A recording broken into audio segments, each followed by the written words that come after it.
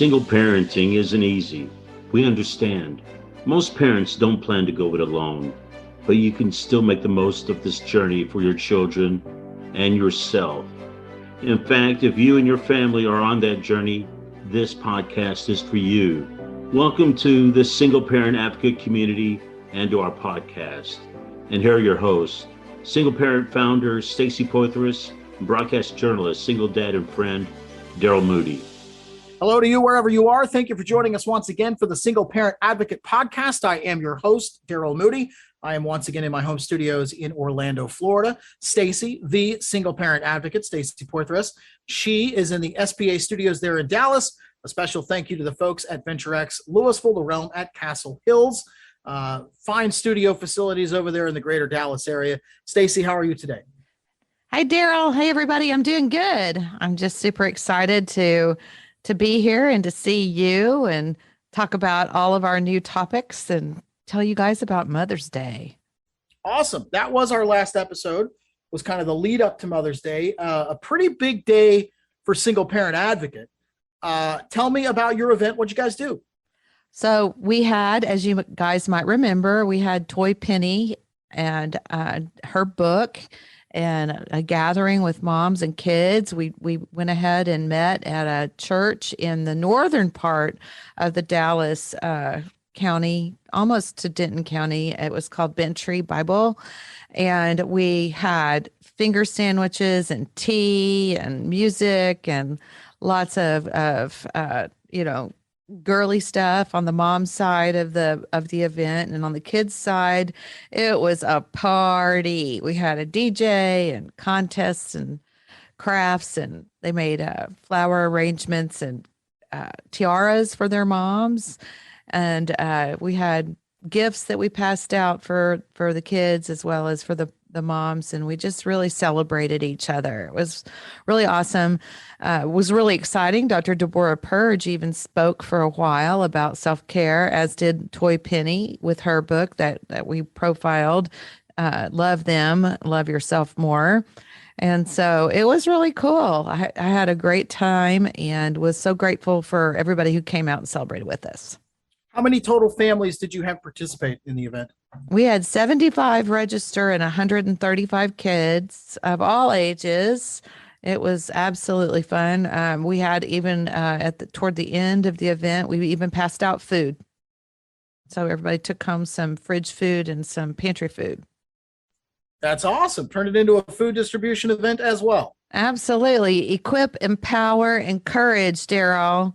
I've got a video I'm putting together. I'm going to put it up on the YouTube to share with everybody so you can see the faces. And we're just so excited that we can get together in person now. Fantastic. How was Toy Penny's message received? It was very, very, very deep. As you know, she has a very complicated life story, but she focused on, really a smaller part of what she did on the podcast. She kind of condensed it quite a bit there for in person because we had all the kiddos over there, making stuff for their moms. And so really, she just focused on, choosing the right foods, making sure that we're giving ourselves a chance to thrive and, dropping bad habits and things like that. We had a lady from an area networking and chamber of commerce organization that we're a part of here in Louisville. And she sang a song by Martina McBride. It was beautiful. It just really, there was a lot of really good messages woven within that as well, so I think it was a really nice time. And every mom got some wall decor also. They got wall decor to take home, either for, their homes or somebody they'd like to present it to. Like sometimes the gifts we give our families that are a part of our community, sometimes they pay it forward to their own moms.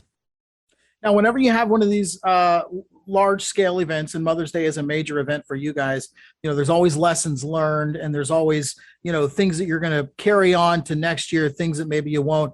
Obviously, it's a year out, but what can we anticipate for next year's Mother's Day event? I think next year, of course, Daryl, I know you deal a lot with current events. Gas prices are $4 a gallon. Um, there are people that cannot pay their rent. There are some seriously struggling families.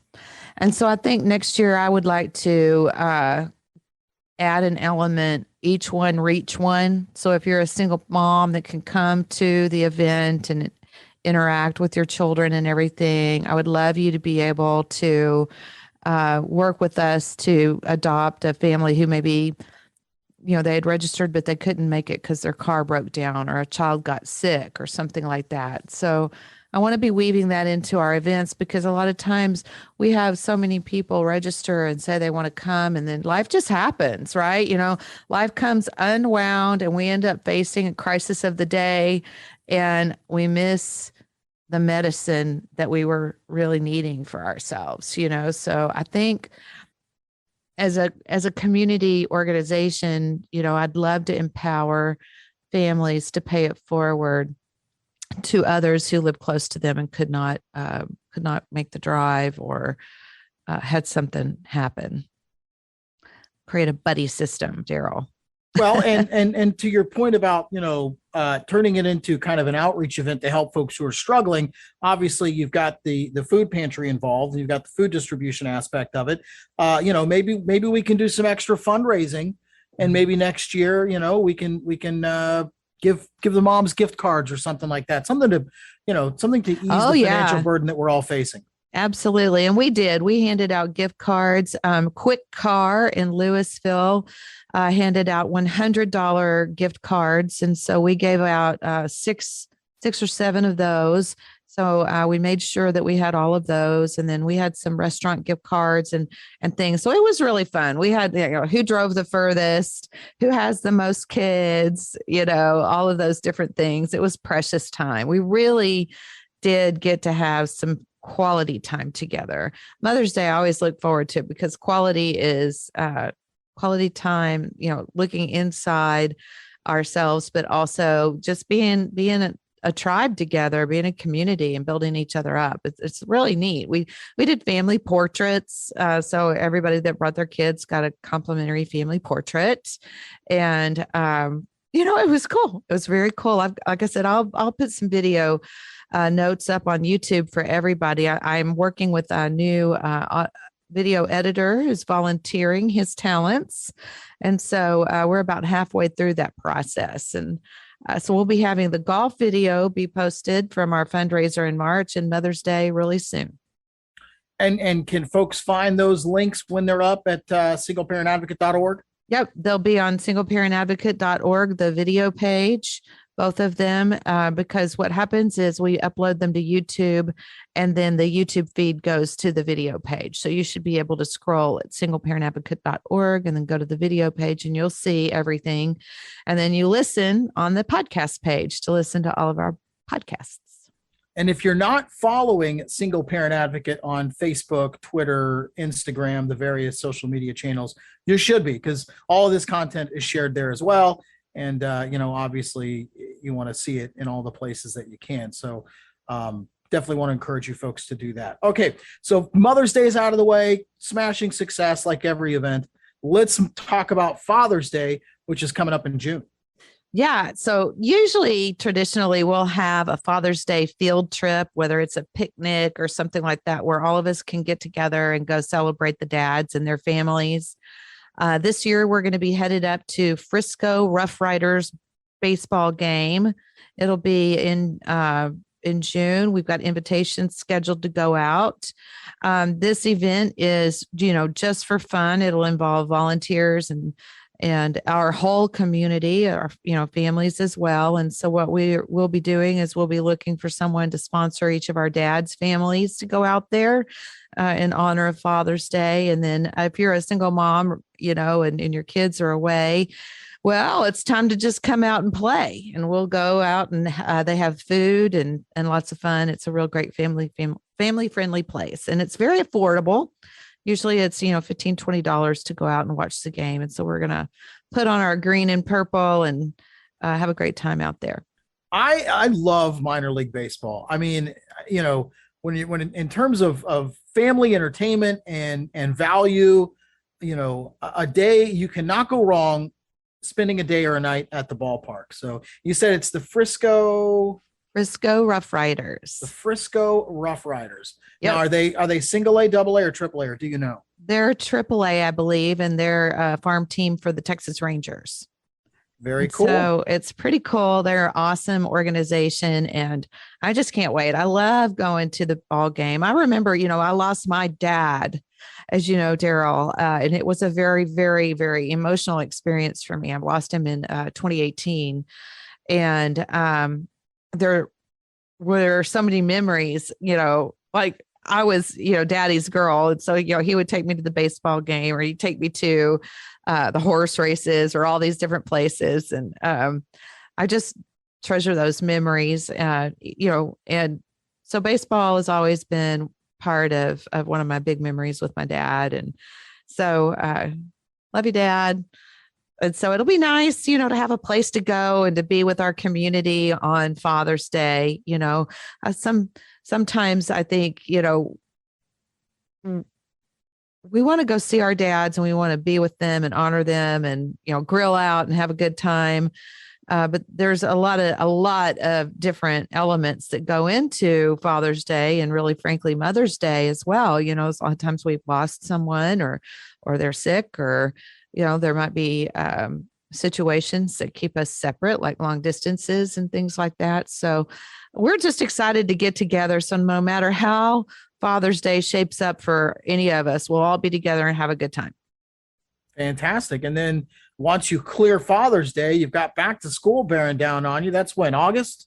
Yep. We're going to have our back to school outreach on August 6th. I'm in communications right now with Gateway Church in Dallas about putting those plans into action. All of our families, I'm so tickled how we are able to just stuff their backpacks full of everything that they need. It is really not a skinny backpack, people. This backpack is heavy. And so I went through the storage, and I found like 300 backpacks we've already got ready to fill up. And we're all leaning in and working on the logistics right now for back to school, believe it or not. And summer hasn't even started yet. So, and then right after that's North Texas Giving Day, Thanksgiving, and Christmas. And we've got plans in the front burner for all of that. And this year, we are going to have our first ever gala in October. And so we're going to be putting together a fun dinner. I believe the ladies are telling me they would like it to be a masquerade ball. And so we'll see how we do. The golf tournament sure was a bunch of fun. So hopefully we'll get to do some great stuff with the ball. So you're going to have two major fundraising events in the year, one in the spring and one in the fall. Yep. Okay, awesome. Well, I mean, we talk about the logistics of keeping Single Parent Advocate running. And as we get closer to those events, I know I speak for our listeners when I say I'm excited to hear about everything that you'll have planned. So we'll talk about that. Now, oftentimes in this show, because I am a single dad with young kids, a lot of times whatever's going on in my life becomes fodder for the show. And that is the case this week as well. And with the backdrop of Mother's Day, I suffered a pretty significant loss in my family. We lost my mom 6 days ago, and it was cancer. And the way that she left us, is going to leave all of us with a lot of things to figure out. And what I'm talking about is, my mother was not very old, 67 years old, not even into her 70s yet. She was a lifelong smoker, so she wasn't in the best health, but up until a few months ago, she lived a very active life, was coming and going, dealing with her grandkids, having a good time. She was an active gardener, had a pretty full life. And in February, my mom lost her last remaining sibling. Her sister died from complications from pneumonia, not COVID related, but It was pneumonia. And she was the last of my mom's 5 siblings to pass away. And just in the last 3 or 4 years, my mother has lost all 3 of her sisters. Her 2 brothers died before that. So Daryl, that's big deal. How are you doing? I'll be honest with you. I really wasn't that close to my mother's side of the family. That's a different topic for a different show. So as far as losing Aunt Carol and Aunt Vanya and Aunt Tia, I don't, last time I saw them was at grandma's funeral. So it wasn't a significant loss for me, but it was for my mother. So in February, late February, my mother was at my sister's house in Ocala, which is about 90 minutes north of Orlando here in Central Florida. She was visiting to say goodbye to her sister who was going.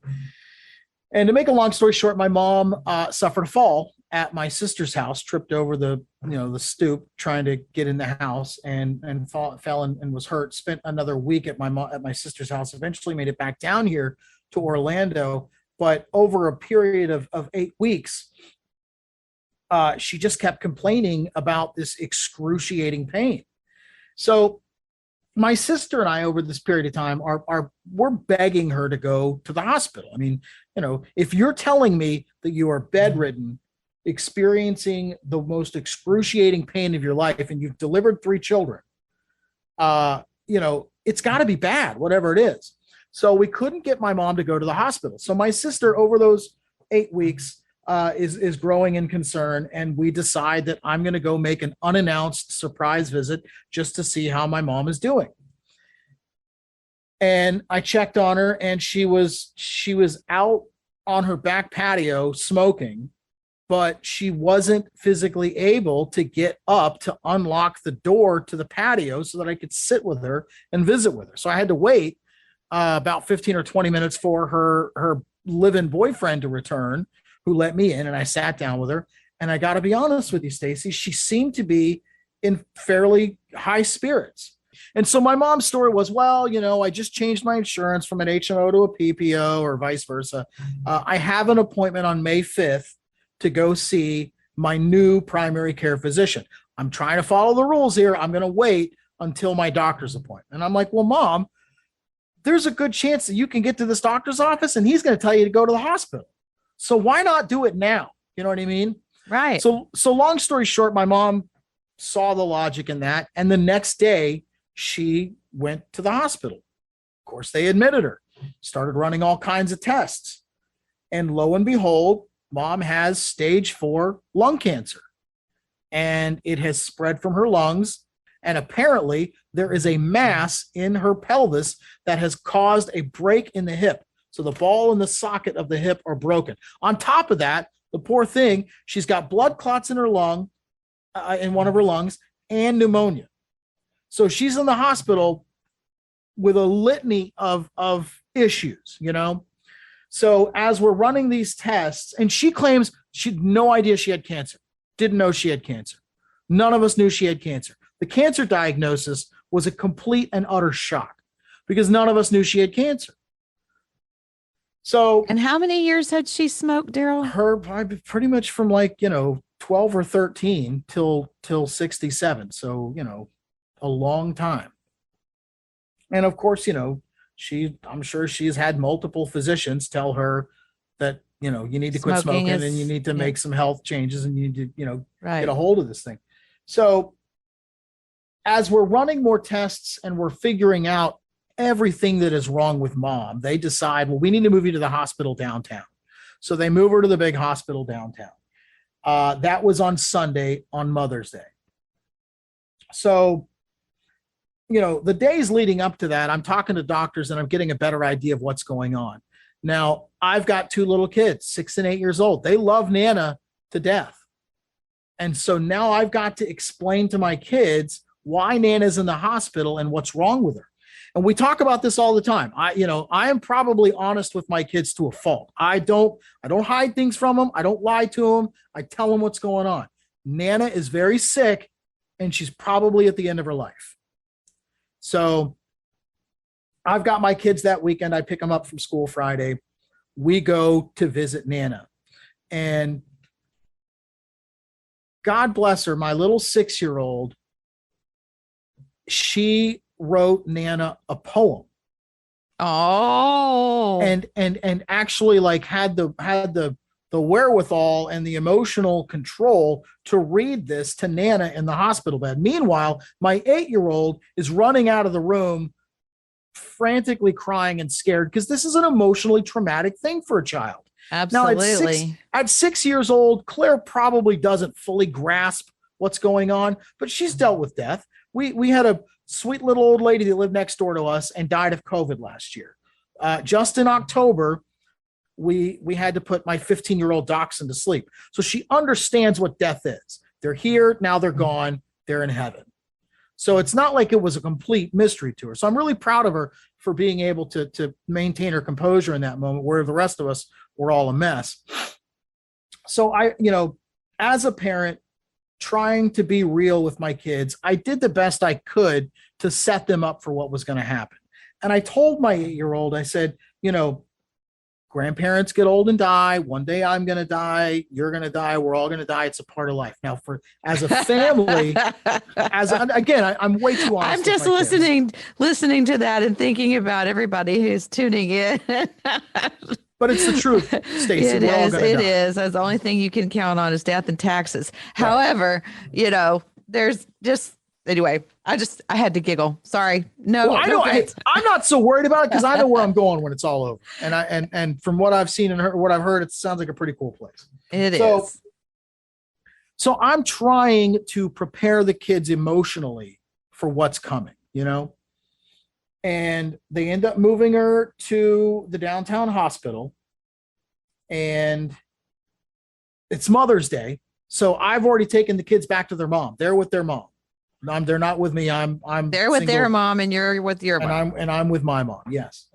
So I'm sitting there in the room with her, and she, because of cancer, the reason they were concerned was her oxygenation levels. Her lungs were not processing the air that she's breathing, and therefore her vital organs are not getting the necessary amount of oxygen. So anybody who's been hospitalized with that situation, they go from having the oxygen in your nose to then having a mask that's kind of open, but you're still breathing freely. The step up from that is the BiPAP mask, where it's, it covers your mouth and it's a perfect seal.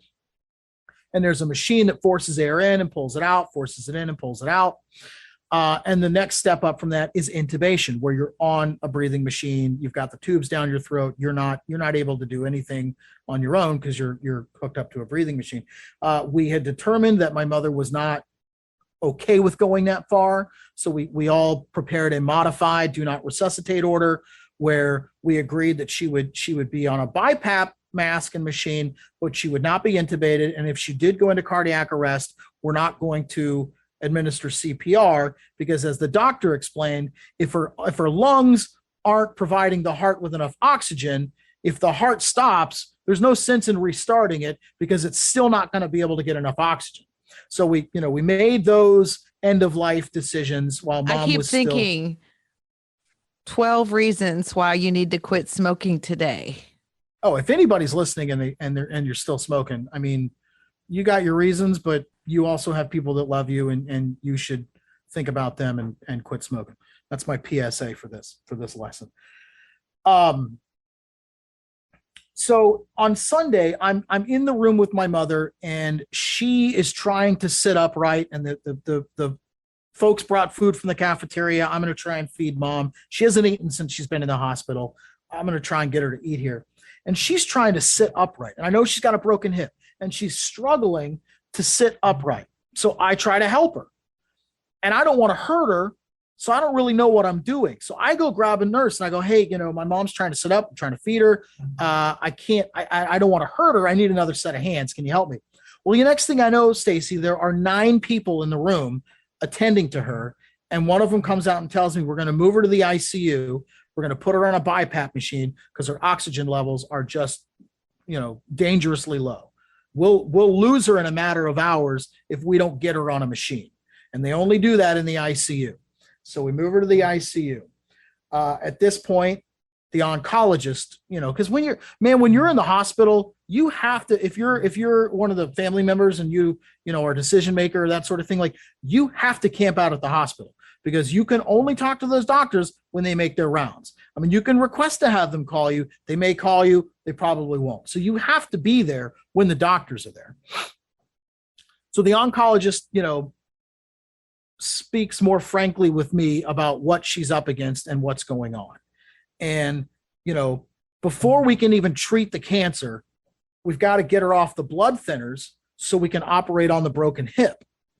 So looking at this laundry list of ailments that mom is facing, my sister, myself, and my mom's boyfriend, we all collectively decide, yeah, you're right. It's not worth, even if she was strong enough to survive the chemotherapy and surgeries and all the things that would be involved in a cancer treatment plan, we've got to get her stable before we can even do that.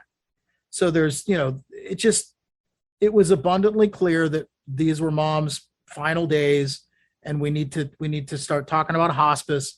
We need to start talking about palliative care and make her comfortable, since we're not going to treat what's wrong with her. And all the while, Stacy, I'm thinking to myself, she knew. She had to know. She sees doctors. She's a primary care physician. She went to, multiple urgent care facilities in the weeks leading up to this. She knew.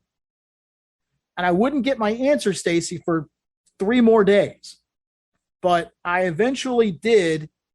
Once we decided that, we were going to meet with the hospice coordinator, and it was time to put all those things in motion. I left work early and hung out at the hospital.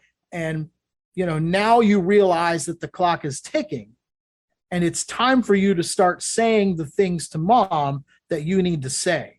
It's time for you to start setting her up for what's coming, So I can remember at one point asking her, Mom, do you understand what's going on right now? And yeah, I get a big, up and down nod. Yes. An acknowledgement that she is aware that this is the end. And I just, Stacy, my sister left the room, and it was me and her, and I closed the door, and I just told her what was on my heart. I told her how much I loved her. I told her, about my regrets and things that I would do differently. I made a point to thank her for raising me the way that she did. And I told her I wouldn't be the man that I am if it weren't for you, and I said the things that I needed to say. When my father died, he was going in and out of the ICU and all these places. And the day that my dad died, I saw him and I thought he was going to survive. So I came back to Orlando, planned to come back. I didn't get the chance to say the things that I wanted to say to my dad. So I took that opportunity to make my peace with mom and to tell her. Yeah. And I had to get her to admit it. I know she couldn't tell me, what she knew and when she knew it, but I finally was like, my sister was on one side of the bed and I'm on the other, and we pinned her down and we said, not physically, but I mean, we got her to admit to us, Mom, did you know that you had cancer before you came to the hospital a week ago? And I get a big, affirmative nod followed by a no nod. So my sister and I, interpreted that to mean, yes, I knew I had cancer. No, I didn't know that it was as bad as it is. So now we're my worst fears have been confirmed. And I told my mom, I said, very few people get to deal with death on their terms. If you were told by a physician that you have cancer and you decided not to treat it, that's your decision, and I have to respect it. And deep down, I want to believe that you made that decision to protect us, so that we wouldn't have to watch you decline, so that you wouldn't have to go through all of the physical rigors of chemotherapy and all the various forms of treatment for cancer. I mean, nobody who goes through chemo says it's fun. So I told her, I said, as much as it hurts me, I have to be grateful because you did it to protect me. And if I'm being honest, if your plan was to ignore cancer until it killed you, your plan worked out about as well as it can, And my sister and I from there, I asked her, I said, all of this stuff being said, let me ask you something. Are you excited to get to heaven, to be with George, my brother, and Ricky, your late husband? And she gave a big, emphatic, up and down nod, affirmative yes. And my sister gasped and went into theatrics. And I told her, I said, Mom, I want that for you. And so now it's about 4 o'clock in the afternoon. I got to go get my kids. So I tell my mom, I go, Mom, I'm going to go get the girls. We're going to get some dinner and then we're going to come back. Is that okay? No head shaking, nothing. She's sleeping. Okay. All right, we're going to go. So I go and pick the kids up. The one kid is Elise is just miserable. She doesn't want to go anywhere. She doesn't want to go to a restaurant at all. I call my sister and she's like, absolutely not. You're not bringing a sick kid in the hospital. If she's sick and miserable, take her home. They can see Nana tomorrow. Within an hour, she was gone. And it was 20 minutes after 6. And my sister called me and was like, she's going right now. She's gone. So she was there with Mom. She didn't go alone. She knew she was loved. We gave her blessing, or we gave her our blessing, and she left, you know? So basically from Mother's Day, I said goodbye to my mom. Yeah. And that was crazy. And, first of all, I want to thank you for sharing all of this with us and with me. I think I got through it without crying. I didn't think I would. Such a journey, Daryl. And it seems to me like you've learned so much in that whole process. Like there was so much that you had to surrender to gracefully. I had to set a lot of things aside. You had to be a good parent to your children and kind of try to communicate with them in the most, acknowledgeable, but not too much knowledgeable way, since they're so young. You had to collaborate with your sister and try to respect her role. And then in addition to all of that, you're dealing with this tremendous, my own loss. That's what I was pausing to say the word loss, but It was an incoming loss that you were getting ready to be hit with this horrible situation. And Stacy, in those, and I've lost a brother, I've lost a father, I've had my fair share of trials and tribulations, and I'm good in a crisis. Like I can set my own, or I can compartmentalize, probably a better way to say it. I can compartmentalize my own feelings and do what needs to be done in that moment, So it's like, I didn't break down in front of anybody. I broke down on the Tuesday night before she died, when I was all alone and I didn't have my kids with me. I'm not saying all alone in a bad way, but like I needed to do that by myself, and I wasn't going to do it in front of anybody else. Well, all of us deal with crises differently, and this is certainly, losing a parent is one of those moments to where, you really need to be able to process it and pull aside. I was thinking about all of this, and, a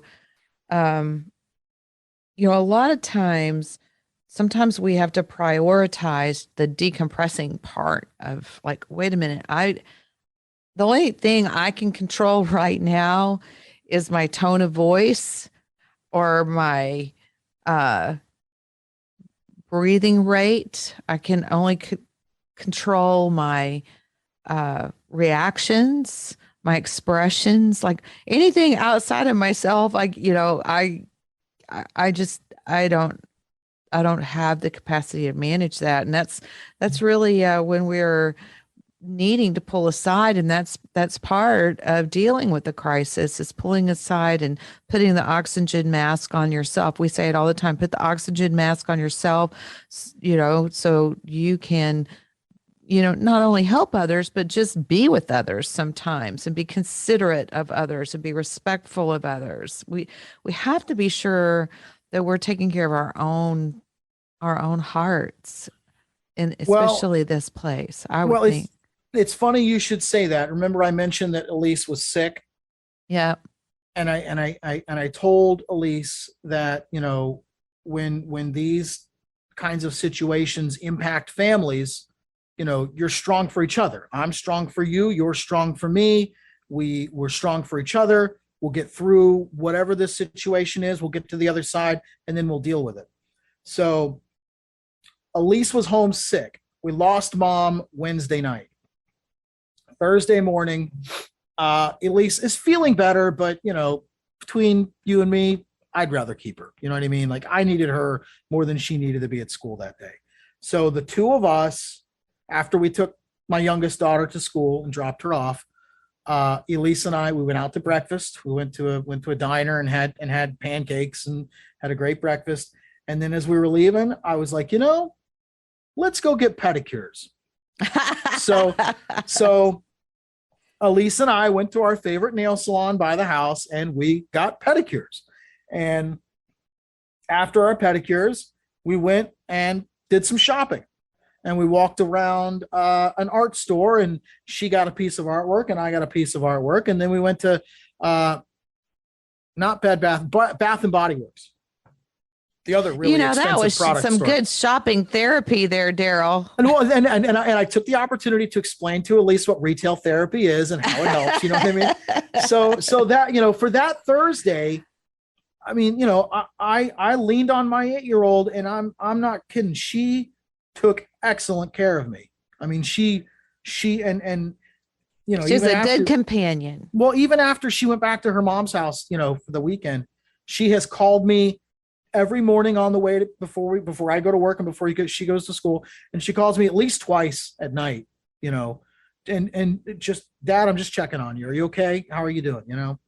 Right. So here we're at Thursday. Friday morning, the stomach virus that she's dealing with comes back. She pukes all over my room at 4:30 in the morning. Oh, TMI, TMI. Well, but every single parent, you're the only one there. You got to deal with. You've cleaned up your kid's vomit. You know what I'm talking about. The listeners know what I'm talking about. So anyway, the sickness is back. So now we're back. Now I'm back to taking care of her on Friday, and I'm much better taking care of other people than I am taking care of myself. I see. And now this is her third day out of school. Okay, now we need to go see the pediatrician. We need to get a doctor's note.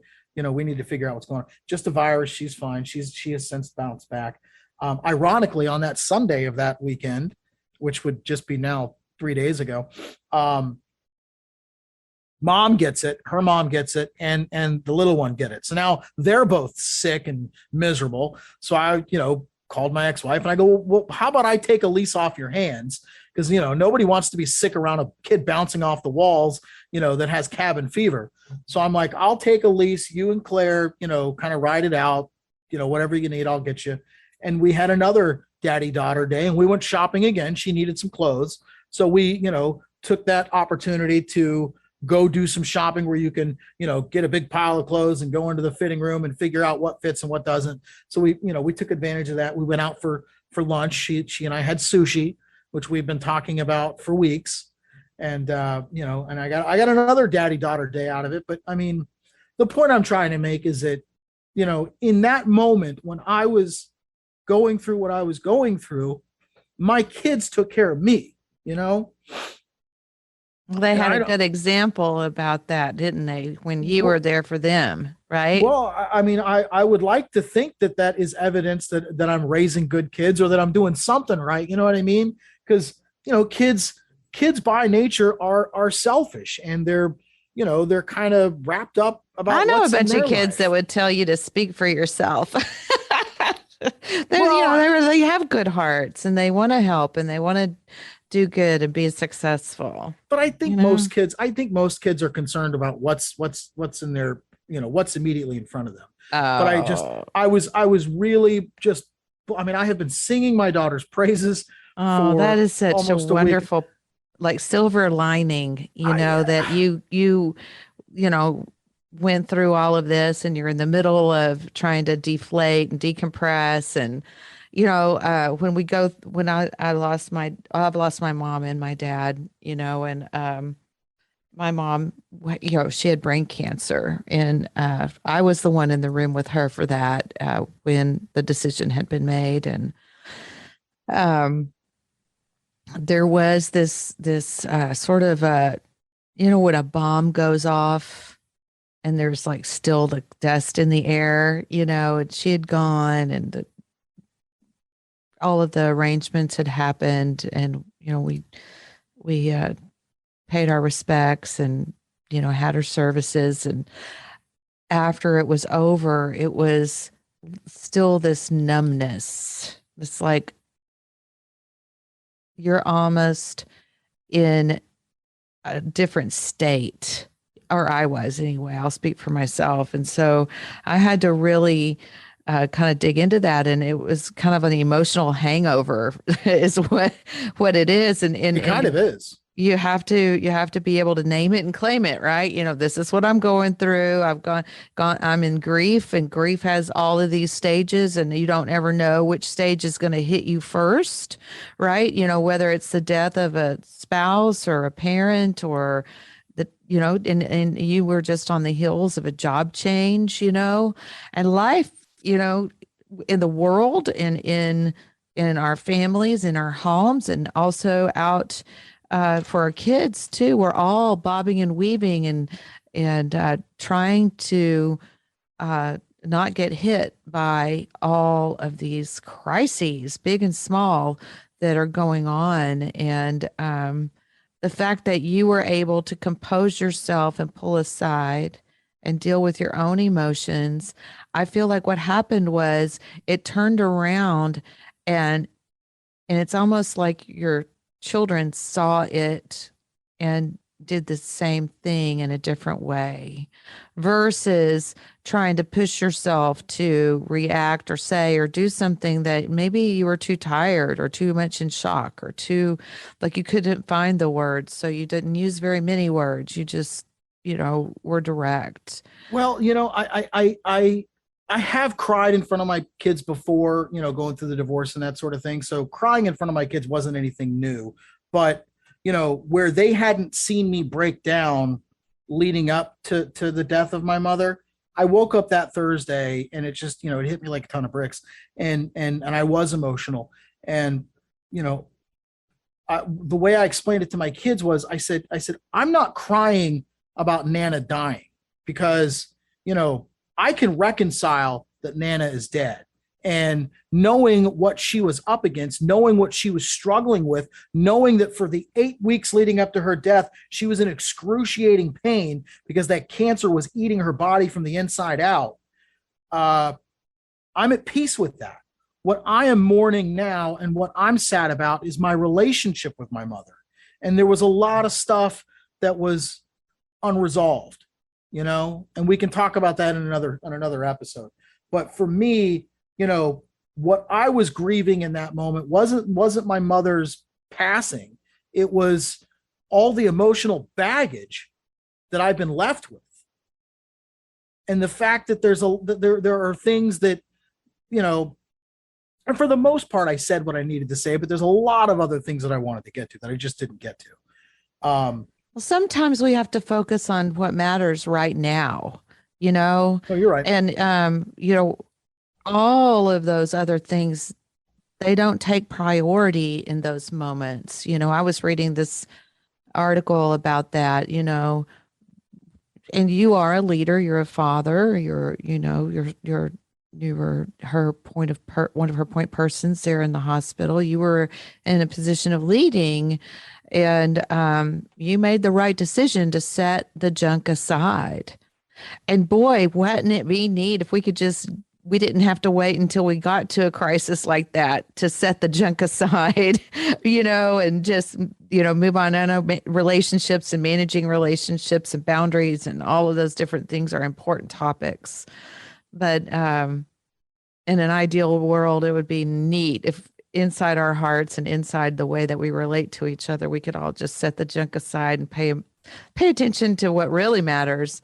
And what really matters is, I love you. Well, and I think in that moment, my mom needed me, you know what I mean? And she needed me to make decisions on her behalf. She needed me to, to look after her, and whatever your disagreements may be, whatever the state of your relationship is, like you said, you set that junk aside and you fulfill your responsibility to your parent as a child, because, have you ever seen that? I don't know if you would call it a meme or a graphic, but it's a series of pictures, and it's a woman who's pregnant, and then she's holding a baby, and then she's holding a kid that gradually gets too big to where she can't hold him. Then, they're kind of the same height. They reverse. Yeah. They reverse. And the next thing you know, she's holding, the child is holding her mother, and then she's holding her mother's clothes.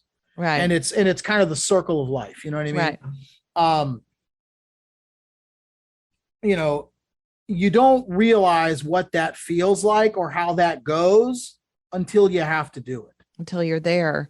Yeah. And, letting go and, recognizing, like I said, recognizing this moment that you're in that's step one, right? You recognize, oh my gosh, this is it. This is, but then that is step one to understanding, okay, I'm going to need to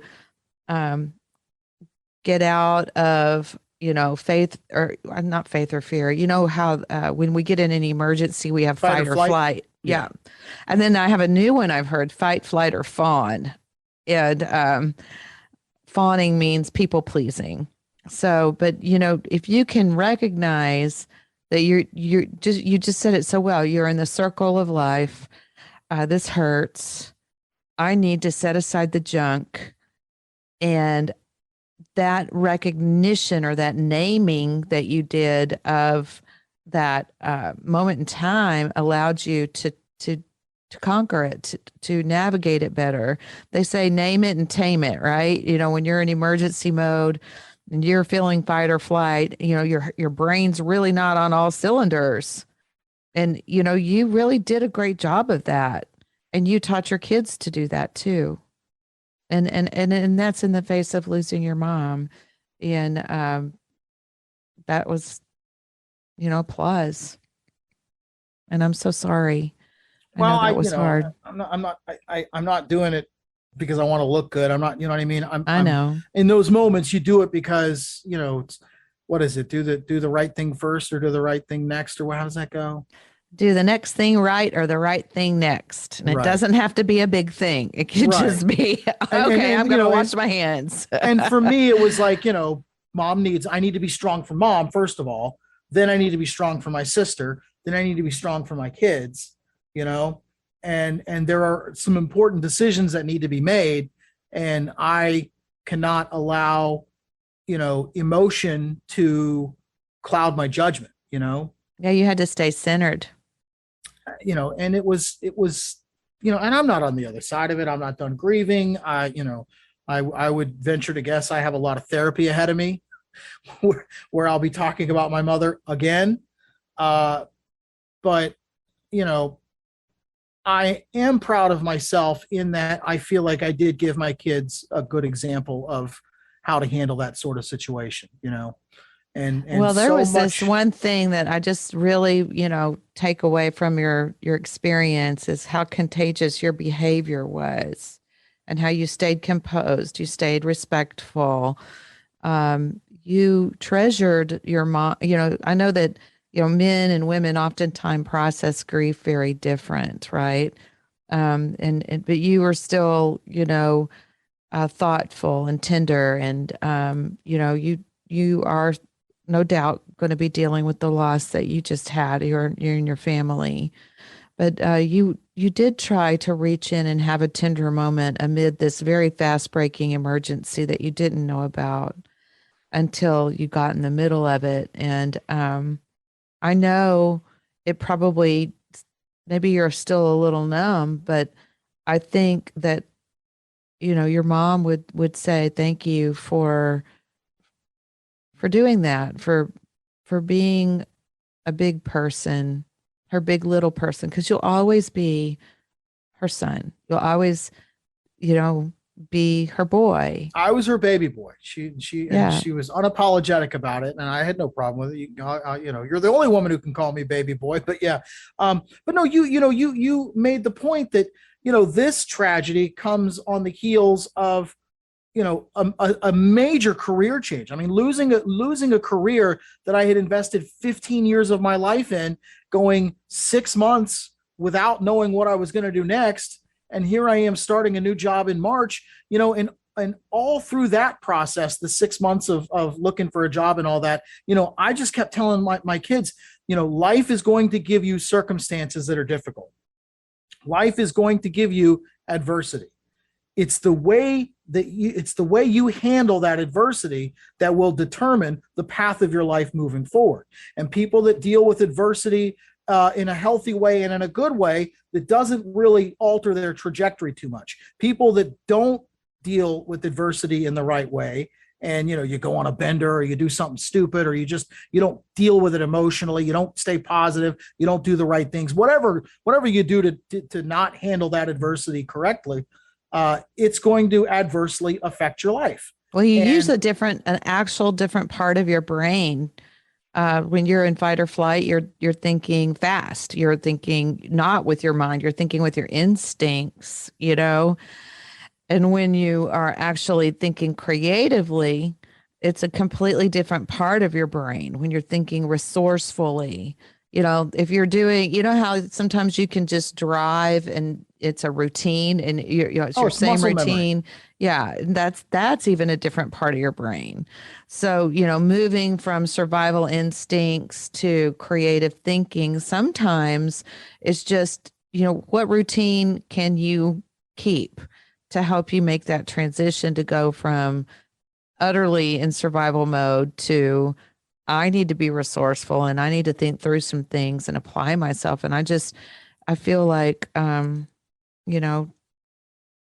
maybe there's a lot of times, whether you're going through the job change or the death of a dear one or anything like that, Well, they're all different forms of adversity, but I can remember telling Elise that, giving her that message specifically.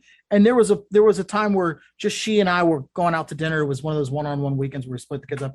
And she basically repeated that back to me and said, Dad, in life, you're going to have adverse situations and you're going to have problems, and the way that you handle them separates the successful people in life versus unsuccessful people in life. I don't think she worded it that way, but she basically, this is your 8-year-old to me, my 8-year-old, my wise sage of an 8-year-old.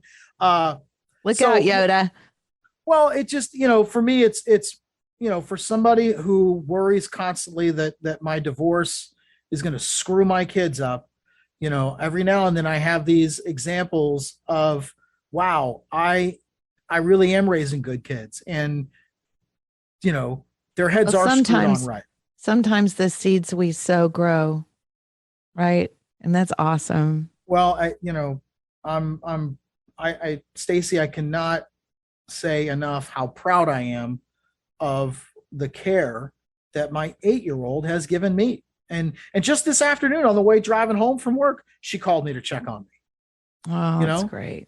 And we had pulled 3 different blog articles about parenting and crises, and we were going to talk about that stuff, but yeah, I will put the links in the captions. I just think if I could say, as we come to a close, to you, I'll speak to our community, for our community. We're also sorry for your loss, and losing a mom or a dad or family member is never easy, no matter what the circumstances are.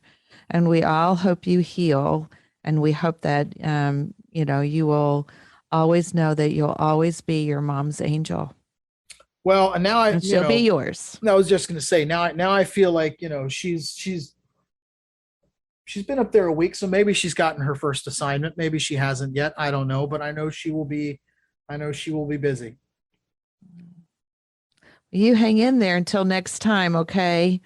I can't wait to talk about something else. And if there's anything I can say about losing a mom, I just would say give yourself some time. It'll be good. And you were checking up on me throughout all that process too. So I want to make sure that I thank you for the care and concern that you've shown.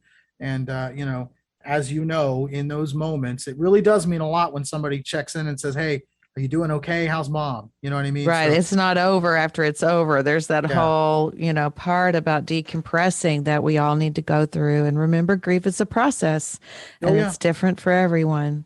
Yeah. And it'll be a good path. And you've come through a lot. So great job.